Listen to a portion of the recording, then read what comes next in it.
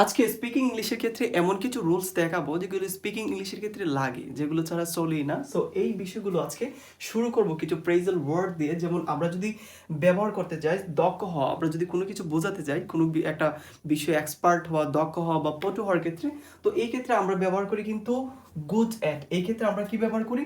এই ক্ষেত্রে আমরা ব্যবহার করি হলো গুড অ্যাট, গুড অ্যাট। কিন্তু এটার একটা স্ট্রাকচারাল ফর্ম আছে। এটা যদি আমরা স্ট্রাকচারাল ফর্মে নিয়ে আসি তাহলে কি হবে? এটা স্ট্রাকচার হবে যে গুড অ্যাট যেহেতু একটা এখানে প্রিপোজিশন আছে, তারপর প্লাস দিয়ে আমরা প্লাস আলতো করে আইএনজি যুক্ত করে ফেলবো। গুড অ্যাট আইএনজি যুক্ত করে ফেলবো। তাহলে আমি যদি বলি সে খেলাধুলায় পারদর্শী, আচ্ছা আমরা যদি এটা ইংলিশ করতে যাই, সে খেলাধুলায় পারদর্শী, সে খেলায় পারদর্শী, সে খেলায় পারদর্শী, সে কথা বলাতে পারদর্শী, তারপর সে রান্নায় পারদর্শী, রান্না পারদর্শী বা রান্নাতে ভালো করে বা পটু, রান্নায় পারদর্শী। তাহলে এটা আমরা ইংলিশ কিভাবে করব? এটার ইংলিশ করব হলো আমরা এইভাবে।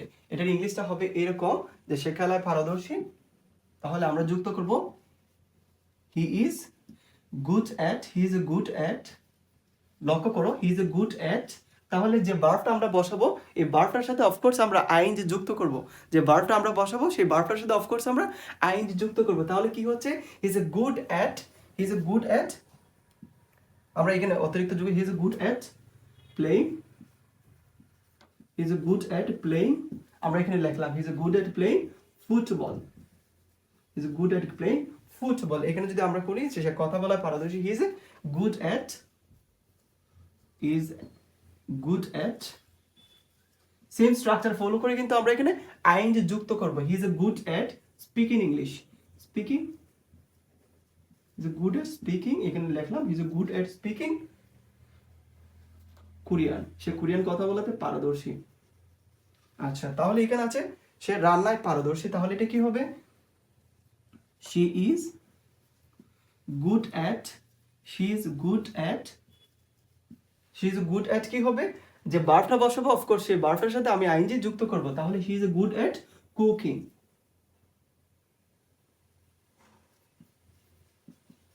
স্পেলিং মিস্টেক হবে কিনা জানি না। তো he is a good at speaking, আমি পারদর্শী বুঝেছি। He is a good at speaking, he is a good at playing, he is a good at reading, he is a good at writing. এইভাবে আমি যুক্ত করব। সো এটার বিপরীত ক্রমে যদি আমরা চলে যাই, উল্টো ক্রমে, তাহলে কি হচ্ছে? যদি আমরা খারাপ বোঝাতে যাই, মানে অপটু হওয়া, যে এখানে অযুক্ত করলাম, অপটু হওয়া, অদক্ষ হওয়া যদি বোঝায়, যদি অপটু হওয়া বা অদক্ষ হওয়া বোঝায়, সে এটা তো অদক্ষ, অপটু, তাহলে এই ক্ষেত্রে আমরা কি ব্যবহার করব? এই ক্ষেত্রে গুডেরটা সরিয়ে আমরা জাস্ট ব্যাড এট ইউজ করব। পুরো স্ট্রাকচারাল ফর্মটা কিন্তু সেম থাকবে। আমরা এখানে ইউজ করব হলো bad at, bad at, bad at, bad at. তাহলে এটা ইংলিশটা কি হবে? এটা মিটিয়ে ফেলি যে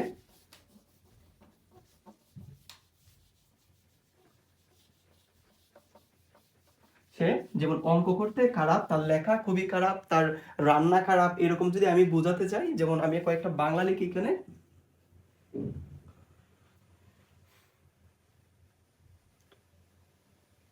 সে অভিনয়ে খারাপ, সে অভিনয়ে খারাপ, সে অভিনয়ে খারাপ, সে ম্যাথ সমাধানে খারাপ, সে অঙ্ক সমাধানে খারাপ, সে অঙ্ক সমাধানে বাজে বা খারাপ। তাহলে এটা আমরা ইংলিশটা কি করব? তাহলে আমরা এটা ইংলিশ ফর্মটা হবে এরকম, যেমন সে অভিনয় খারাপ, বা তাহলে এটা হবে যে she is bad at, she is bad at, same ভাবে আমরা এখানে আইএনজি যুক্ত করব, she is bad at acting, she is bad at acting। বলে না যে নাটক কম করো প্রিয়, সেমটা এখানে she ব্যবহার করলাম কিন্তু। তো যাই হোক, সে অঙ্ক সমাধানে বাজে, তাহলে এটা ছেলেরা হয় প্রায় সময় যে, তাহলে এটা কি দিব? He is bad at he is bad at he is bad at solving math.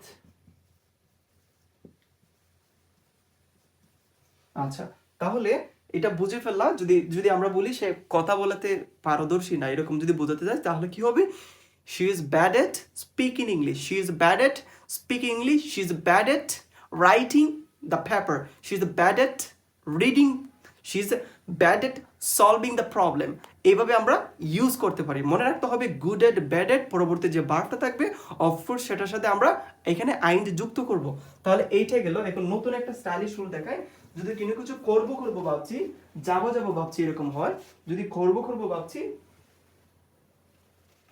যদি এরকম দেখায় যে আমি কোনো কিছু করবো করবো ভাবছি, আমি বাড়িতে যাবো যাবো ভাবছি, আমি পরীক্ষা দিব দিব ভাবছি, আমি পড়তে বসবো বসবো ভাবছি, তাহলে এই ক্ষেত্রে কি হবে? এই স্ট্রাকচারটা আমরা এখন দিব। আচ্ছা, এটা হলো যে করবো করবো ভাবছি, এরকম করবো করবো ভাবছি,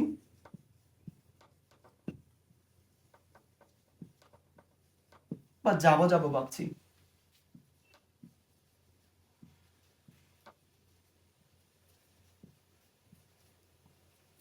রিলস দেখা ছেড়ে ছেড়ে ছেড়ে দিব দিব ভাবছি। তো এই ক্ষেত্রে কোন ওয়ার্ডটা ইউজ হবে? এই ক্ষেত্রে ইউজ হবে হলো থিঙ্ক অফ, থিঙ্ক অফ। এই ক্ষেত্রে আমরা ইউজ করব হলো এই থিঙ্ক অফ ওয়ার্ডটা। তাহলে স্ট্রাকচার ফরমেশন সেম, যেহেতু এখানে প্রিপোজিশন আছে, যদি এটা অ্যাপ্রোপ্রিয়েট আকারে থাকে, তারপর আমরা পরবর্তী যে ভার্বটা আছে সেটার সাথে আইএনজি যুক্ত করব।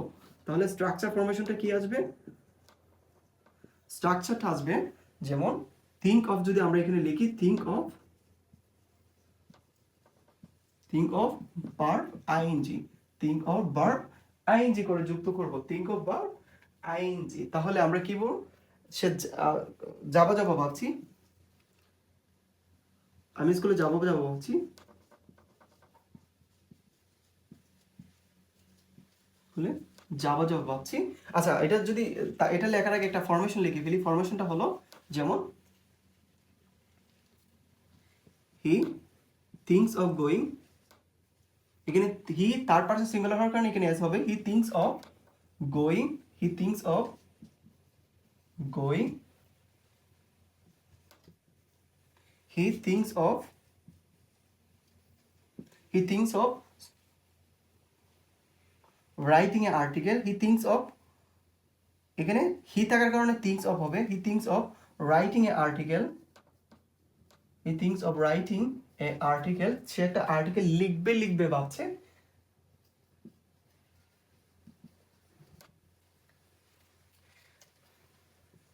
দে তারা পিকনিকে যাবে যাবো যাবো যাবো এরকম কিছু ভাবছে, তাহলে কি হবে? They think of, they think of, they think of, আচ্ছা তারা কক্সবাজার যাবে যাবে ভাবছে, they think of going to Cox. আচ্ছা, এরকম ভাবে আমরা লিখবো, এরকম ভাবে আমরা লিখবো। তাহলে আরেকটা ফরমেশন দিয়ে দিই। ইচ্ছে হচ্ছে, ইচ্ছে হচ্ছে যদি এরকম কিছু থাকে যে আমার তোমাকে মারতে ইচ্ছে করছে, আমার তোমাকে পেদাতে ইচ্ছে করছে, এরকম যদি হয় তাহলে কি করব? যদি আমার তোমাকে আমার খেতে খাবো খাবো এরকম কিছু হচ্ছে, বা আমি খাবো খাবো ভাবছি, আমার ইচ্ছে হচ্ছে, আমি খাবো ইচ্ছে হচ্ছে, হ্যাঁ আমি ঘুরবো ইচ্ছে হচ্ছে, আমার ঘুরতে ইচ্ছে করছে, তাহলে এরকম যদি থাকে বা কোনো কিছু ইচ্ছে হচ্ছে বুঝালে, ইচ্ছে হচ্ছে বুঝালে ফিল লাইক দিব। যদি ইচ্ছে হচ্ছে বোঝায়, ইচ্ছে হচ্ছে বোঝায়, ইচ্ছে হচ্ছে, ইচ্ছে হচ্ছে, ইচ্ছে হচ্ছে, ইচ্ছে হচ্ছে, তাহলে ইচ্ছে হচ্ছে ক্ষেত্রে আমরা ব্যবহার করব ফিল লাইক। আমরা এক্সটেনশন ব্যবহার করব feel like, feel like, feel like. ভালো করে কোনো মিটছেও না, দেখো ফিল লাইক।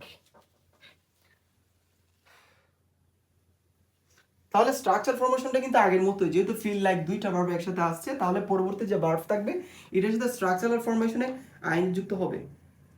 স্ট্রাকচারটা কি হবে? Feel like, feel like, feel like, এখানে অফকোর্স আইএনজি অ্যাড হবে। তাহলে আমি যদি লিখি যে আমার যেতে ইচ্ছে করছে, আমার যেতে ইচ্ছে হচ্ছে, আমার যেতে ইচ্ছে কি হতে পারে? বাংলা উদাহরণ নিয়ে আসো না, যে আমার যেতে ইচ্ছে হচ্ছে, আমার ঘুরতে ইচ্ছে হচ্ছে, তাহলে এটা কি কি হবে? I feel like, I feel like, I feel like traveling, আমার ঘুরতে ইচ্ছা হচ্ছে, তাহলে এখানে কি দিব, তার বিয়ে করতে ইচ্ছা হচ্ছে, তাহলে হি ফিল লাইক, আচ্ছা ফিল থাকার কারণে এখানে হি থাকার কারণে এস হবে, কিন্তু he feels like going there, তার সেখানে যেতে ইচ্ছা করছে, going there, he feel like, he feels like, he feels like reading a poem, তার একটা কবিতার বই পড়তে ইচ্ছা করছে, তার মারামারি করতে ইচ্ছা করছে, তাহলে হি ফিলস লাইক এটা হবে হি feels like quarrelling with others, তার অন্যের সাথে মারামারি করতে ইচ্ছা করছে। আচ্ছা এইটা তো আমাদের গেল। এখন যদি অন্যরকম ওয়ার্ড থাকে, যেমন আমরা তো প্রেম করি, ভালোবাসা করি, মানে পছন্দ থাকতেই পারে, তো কারোর প্রতি যদি পছন্দ হয় বা অ্যাডিক্টেড এরকম কিছু থাকে বা ফাউন্ড অফ এরকম থাকে, তাহলে এই জায়গায় আমরা ফাউন্ড অফ ইউজ করব। যদি পছন্দ হওয়া বোঝায় তাহলে আমরা এক্ষেত্রে কি ব্যবহার করব, ফাউন্ড অফ ব্যবহার করব। পছন্দ হওয়া বোঝালে, পছন্দ হওয়ার ক্ষেত্রে আমরা ইউজ করব ফাউন্ড অফ, ব্যবহার করব এফ ও, হয়েছে স্পেলিংটা, ফাউন্ড অফ, আচ্ছা ফাউন্ড অফ ব্যবহার করব। তাহলে সেম ভাবে কিন্তু যেহেতু অফ আছে, আমরা অফকোর্স আইএনজি যুক্ত করব। তাহলে ওয়ার্ডটা হচ্ছে কি, আই ফাউন্ড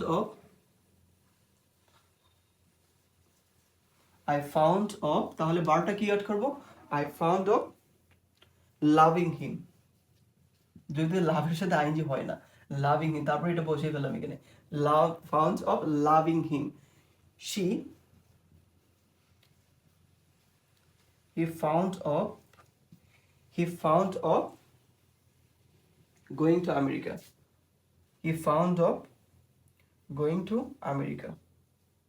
আমেরিকা যাইতে কে না ভালোবাসে, he found of going to US, লিখে দিলাম US,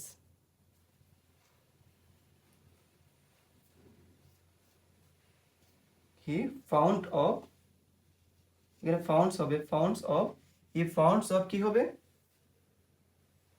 he founds of solving math, কারো আবার অঙ্ক করতে ভালো লাগে, আবার অঙ্ক করতে খারাপ লাগে, he found of solving mathematics। তো এইভাবে আমরা আস্তে আস্তে স্পোকেন ইংলিশ ক্লারিফিকেশনগুলো ক্লিয়ার হয়ে যাবে। By day practicing this rules and regulation you will be perfect ইনশাআল্লাহ।